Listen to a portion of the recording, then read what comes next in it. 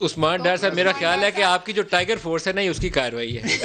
نہ پولیس نے کی نہ رینجرز نے کی, پرائم منسٹر کو پتا کوئی نہیں, آرمی چیف نے انکوائری کی, اخیر میں عثمان ڈار نے پکڑا جانا. یہ شیر جوان فورس بنا رہے ہیں ٹائیگر فورس, ٹائیگر تو شیر جوان فورس کا ہی مقابلہ ہونا ہے مجھے لگتا ہے. یہ مجھے خطرہ ہے ٹائیگر اور نیازی صاحب جب اکٹھے ہوتے ہیں نا ملک صاحب تو ملک کے لیے بڑا برا شگون. جی مجھے یہ خطرہ ہے کہ یہ لڑائی جو اور جو دنگا ہے اس کو سڑک پہ لے آئیں گے. مجھے لگتا ہے کہ جو جی میں بات کر رہا ہوں, مجھے اجازت ہے, میں نے تو آپ کی ساری بات سنی ہے.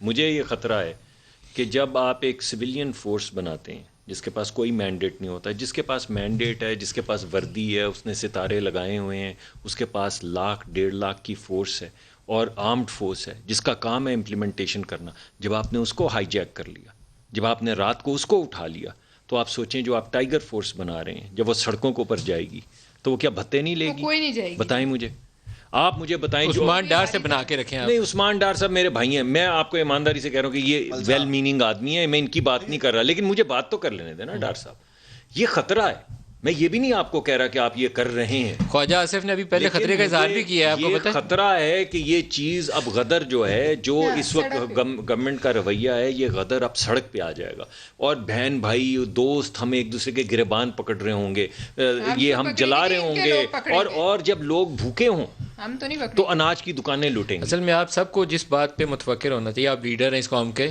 وہ مہنگائی ہے جس کی وجہ سے لوگ آپ باہر نکلیں گے تو آپ کو لوگ پتھر ماریں گے, وہ دن سے بچیں اس سے. لوگ غدار نہیں ہیں. مل صاحب میں قوم کو یقین دلاتا ہوں, میں خود ان میٹنگز کا حصہ ہوں جس سنجیدگی کے ساتھ, ذمہ داری کے ساتھ پرائم منسٹر میٹنگز لے رہے ہیں. میں بہت ساری ایسی باتیں کہہ نہیں سکتا, میں نے اگر آپ کو کہا ہے کہ 1.5 سے 2 ماہ میں ان کے پاس یہ ٹاپک نہیں رہے گا, 5-6 وزیر انہیں فائر کر دینے چاہیے.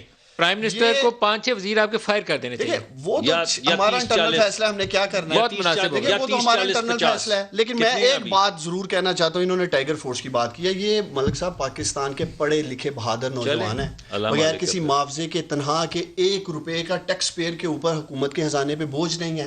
ان کو اپریشیٹ کرنا چاہیے نوجوانوں کو. 7 ماہ میں مجھے بتائیں کوئی ایک نوجوان بتا لیتے سامنے آیا ہے, چونکہ یہ خود بتا لیتے رہے ہیں, خود انہوں نے سیلاب اور زلزلے میں دہاڑیاں لگائی ہیں, اس لیے یہ سمجھتے ہیں کہ یہ نوجوان جو ایک قومی جذبے سے باہر نکلے ہیں شاید یہ بھی ہماری طرح دہاڑیاں لگائیں گے.